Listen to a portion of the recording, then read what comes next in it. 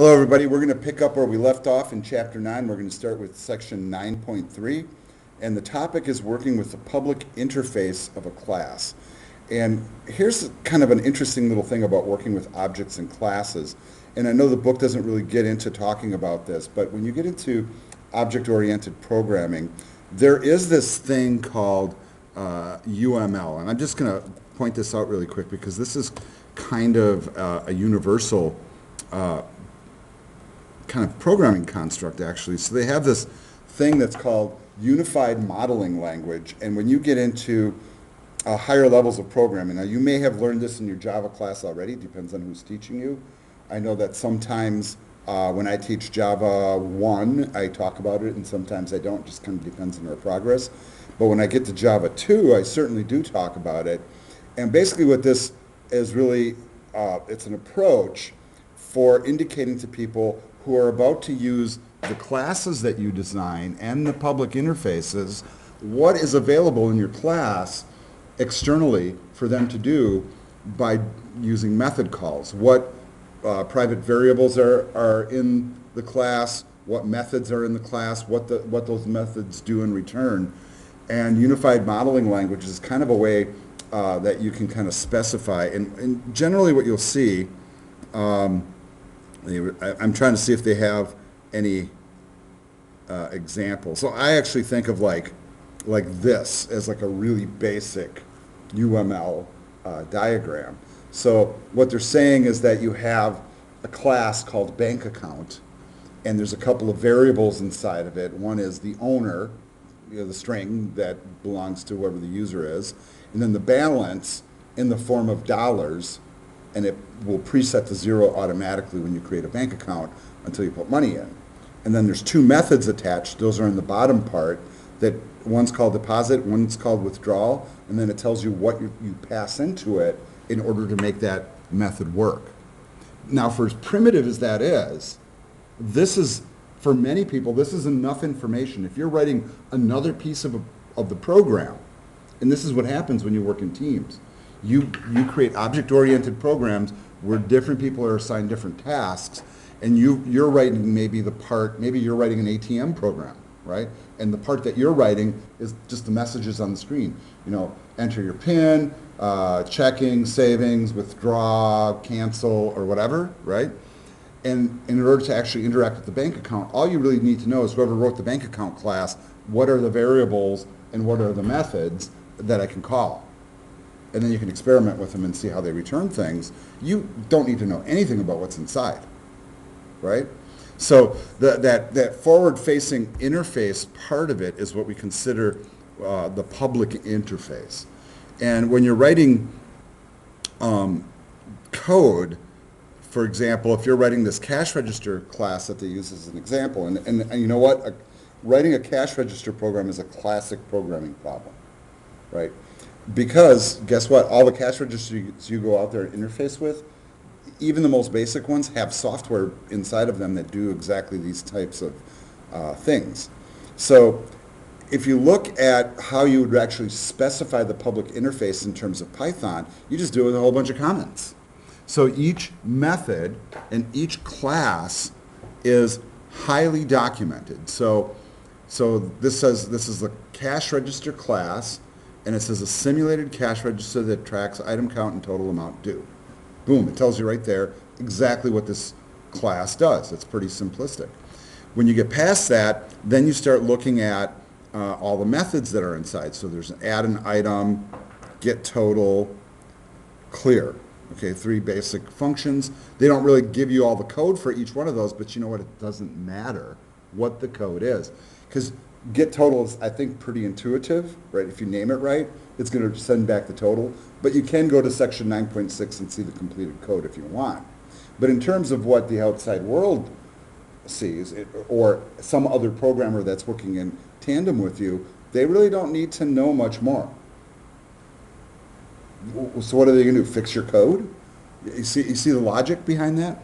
So the public interface then becomes a listing of the class, its variables, and what it does, and the methods that you can call within it. And a real common way to do program design folks, is for people to do those UML documents that show, those components. And then when you start to like diagram out an entire program, you might have a diagram like this, right? So this is way more complicated. But if you were writing like a real application, you might have, I don't know if all those boxes are classes, I assume, but each one of those boxes is a class, and they all interact together in order to make the whole program work. And you might have separate programmers working on each piece, right? All they need to know are what the variables are and what the methods are and how to call the class. And the beauty of that is once you've created that class, you can then pick it up and move it to any program you want. So that's why we do object-oriented programming in the first place. And I always like to show that to people, because when you get into professional programming, rarely will you build an entire application by yourself, especially a large application. It's always done with little pieces. You work on the simplest tasks first and then move on. All right. So that's an example of the public interface. And then in terms of actually taking that cash register class and instantiating it, or a better way to think about it is to create an actual version of it based upon the blueprint. So cash register here is calling what we call the constructor function, which builds the object. So we're calling the class by name with parentheses that builds the object, and then register 1 is now the new version, the actual version of the cash register class. It's the object that we can perform tasks with. And then if you want to take that instantiated object register 1 and add an item, you just call a method and pass in the value.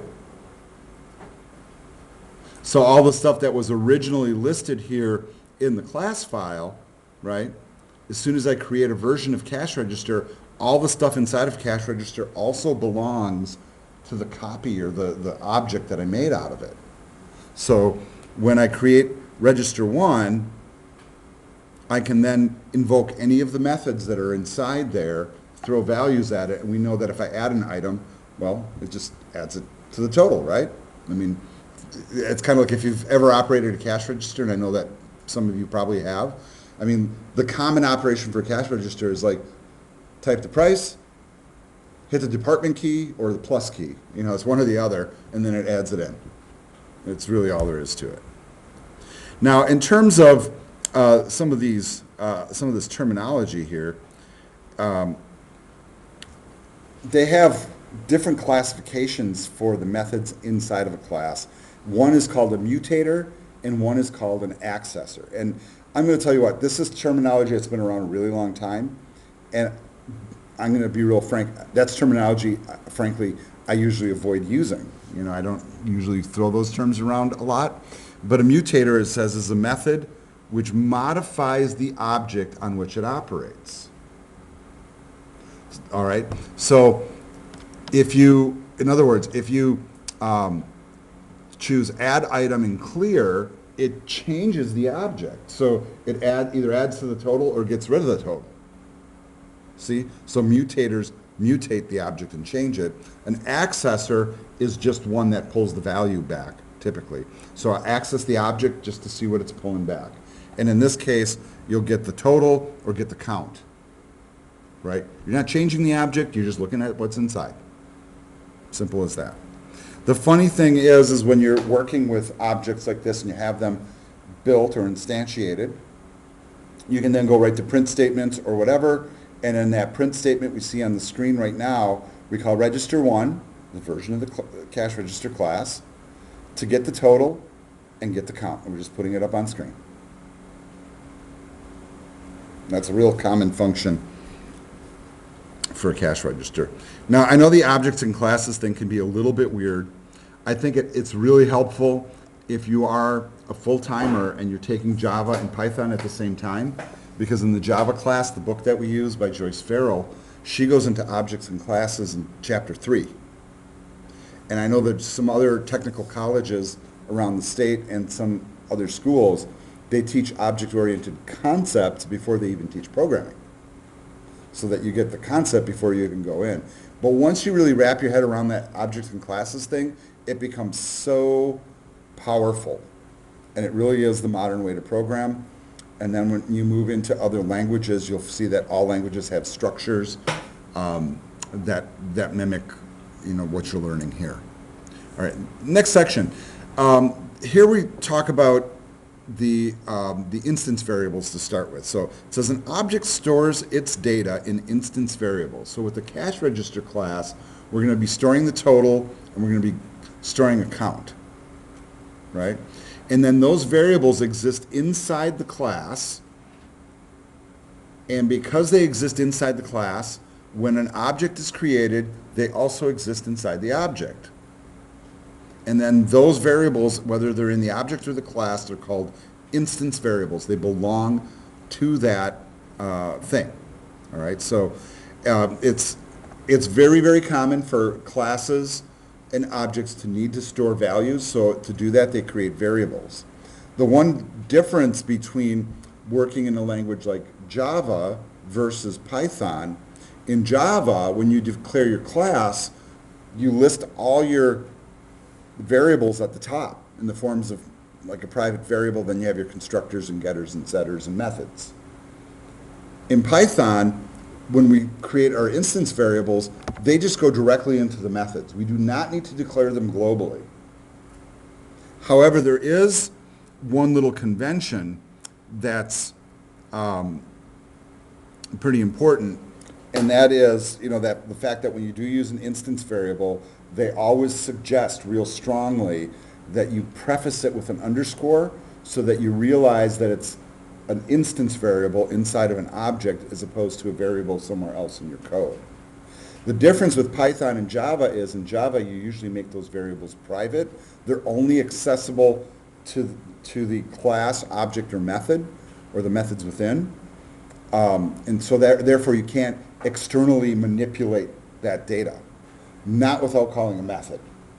And that's by design. In Python, you can actually, so the reason we put the underscore in front is to remind ourselves that they should be treated as private, and that you should let the methods inside the classes and the objects do the manipulation.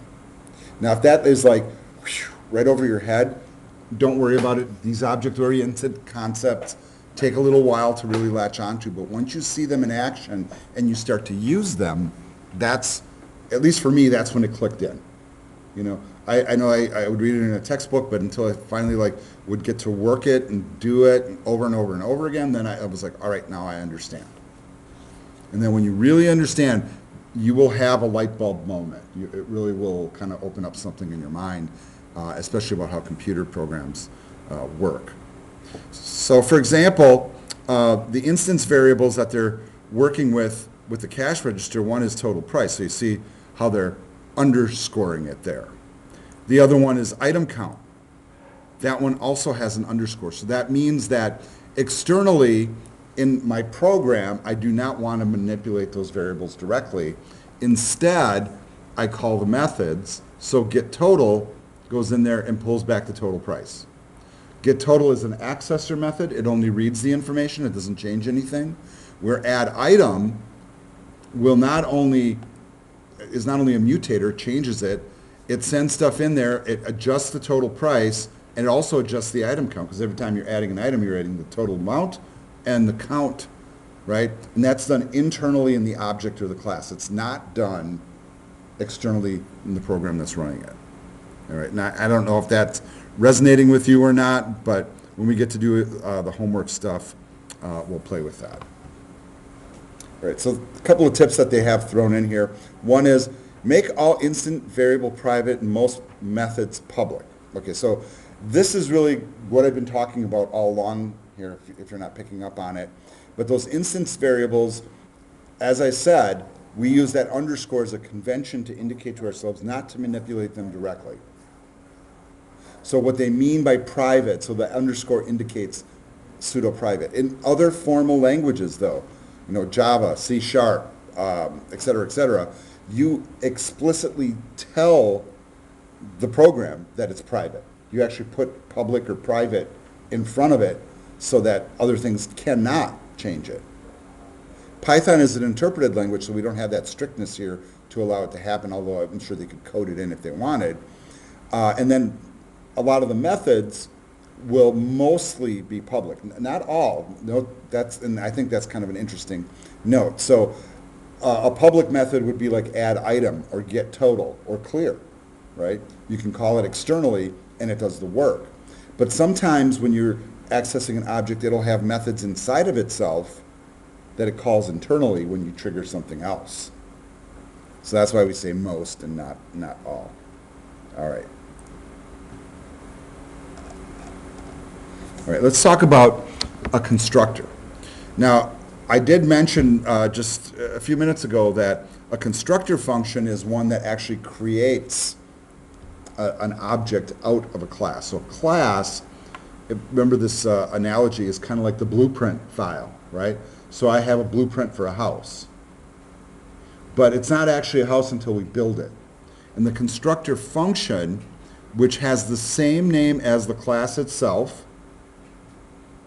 followed by parentheses, when you call that, it will automatically create a new version of the class, which then becomes an object, and in this case we're calling it register. So I hope that I've said that enough, and I think they use that exact thing here. Another way to look at it is kind of like if you have DNA, right? You might have a DNA strand, but it's not actually a being. If you clone somebody out of their DNA, then you've actually created a version of them. But even if I use the same blueprint to build 20 cash registers or 20 houses, right? They're all unique houses, even if every detail about them is the same, if you think about that. Or if I used my DNA to create more children, that's not a really good one, because that's not a good example. Let's stick with the blueprint one, right? The blueprint of a house. And you know what? Think about neighborhoods you drive down where all the houses look the same. Because you know what? That's exactly what they did. They had the same blueprint, and then on each subsequent house they might change the siding or put in a different window or whatever. But they're all unique houses, but they're built on the same blueprint. Now, in order to actually do the constructor function in Python, you need a special method. In languages such as Java, you actually put a method inside the class with the same name as the class itself. So I would say class cash register in Java, and then inside I would have a method called cash register that creates it. In Python it's different. We use this special constructor method with the underscore, and notice it's a double underscore, init double underscore. And then, as with all class methods, the first parameter that you pass in is always self. And in other languages we usually call it this, like in JavaScript and Java and C# and PHP and most of the other languages you will learn they call it this. In Python they call it self.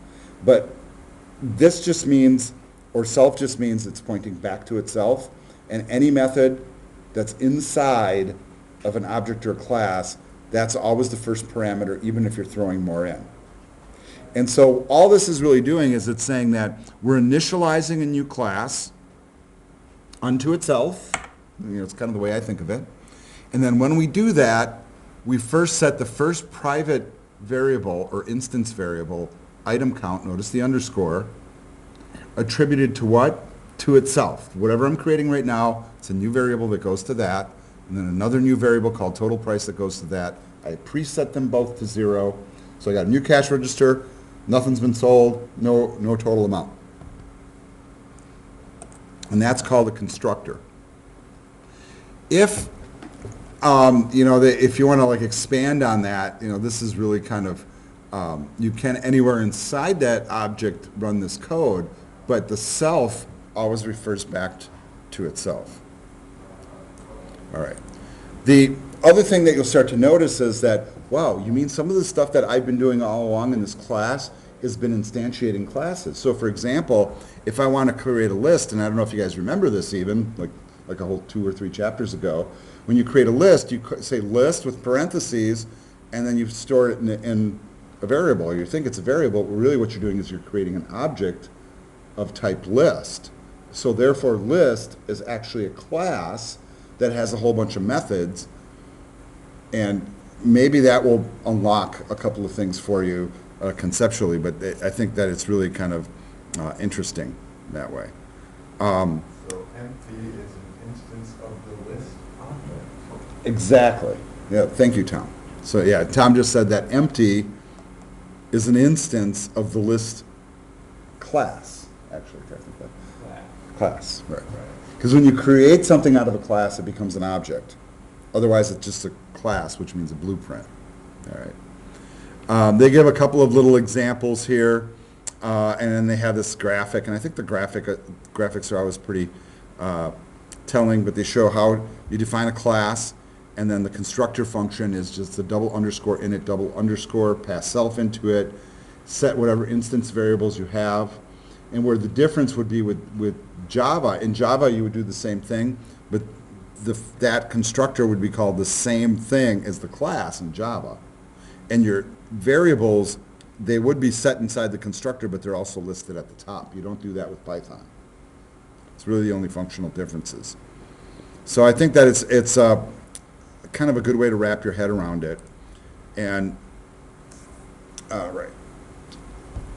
So if you try to call the constructor, they're making one point here, you want to use approach number one, because the first approach will automatically find that init method and do it. And they consider this bad, right? Because why is that bad? Because you've already created the object. By calling it again, you're reinitializing the object. It's just bad. It's not only bad style, it's bad programming. It makes no sense. Really what should happen is you create a new one. This is the approach you want to use. All right.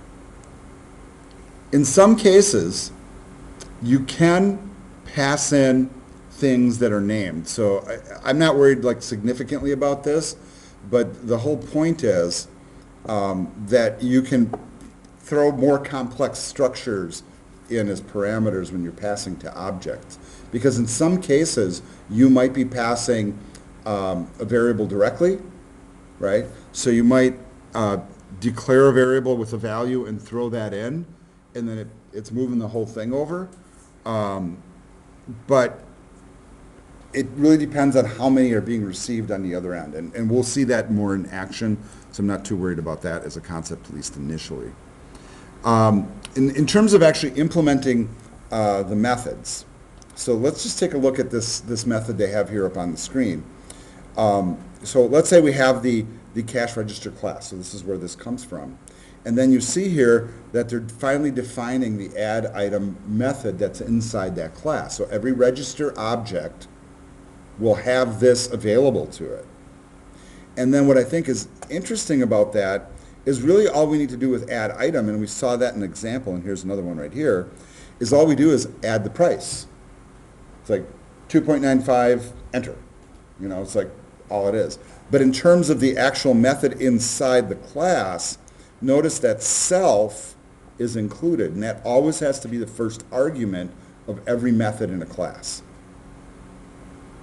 Because it's self-referencing the object. It's referencing itself that it's applying it to it, and I hope that makes a little sense. Then we pass in the price. First thing we do is we increment item count. So you can really look at this as a simple variable, but it's just got self in front of it. So we're just taking the item count and adding one to it. With the total price, we're just taking whatever the total price is currently set at, maybe it's 0, and adding the price that was passed into the total. And that's how that's operating. From the outside world, to make this happen, you just, whatever object that it's attached to, you just invoke the method and send the price in. Pretty simple.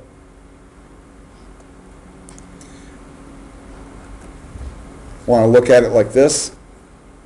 If we first create our object, right, we have register 1, just created, count and price are at 0. Register 1 refers to the cash register class. Self refers to the cash register class, refers back to itself, really. Price becomes $2.95. After I do this, I say register.1, add item. The price is $2.95. It'll pass it in, and then it'll store in total price, and the item count goes up by 1. So I think that's a nice little graphic there. All right.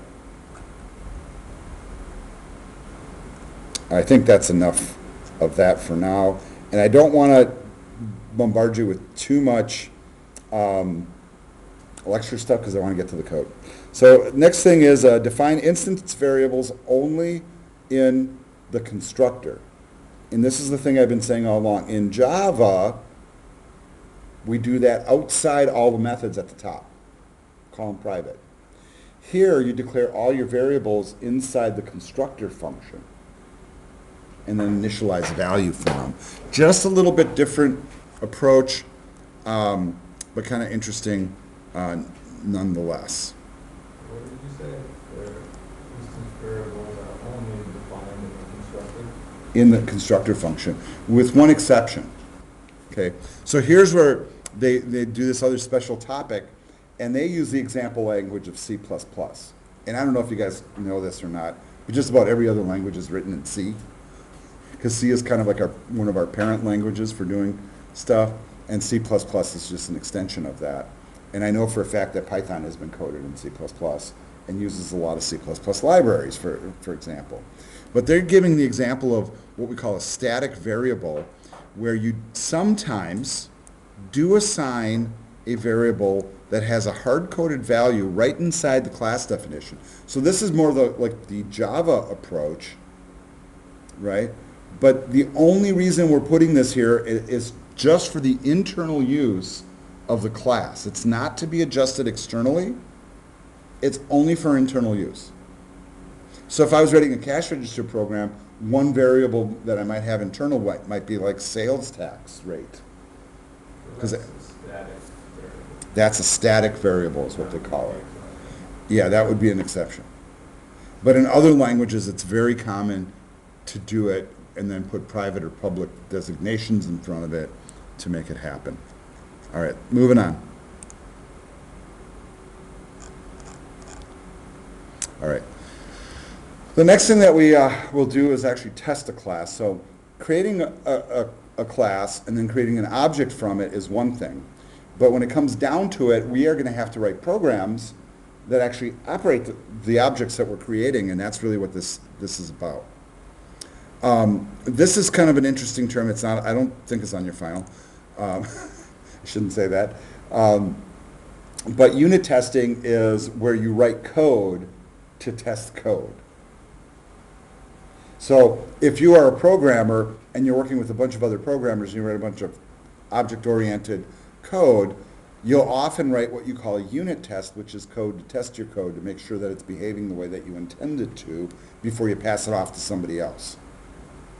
For all the stuff that we're going to do in this chapter for the homework, as soon as we create a class file, we're going to have to import our own file. So we're actually going to be creating multiple files. One's going to be the class, and then here we have to do the import statement. So we say from cash register, import cash register. And then when I run this constructor function, I can then create an actual register object, operate the methods inside of it, whether they're mutators or accessors, if you want to use the terminology, and then this would be what we call like a demo or a test program for the class called cash register to see if it even works. All right?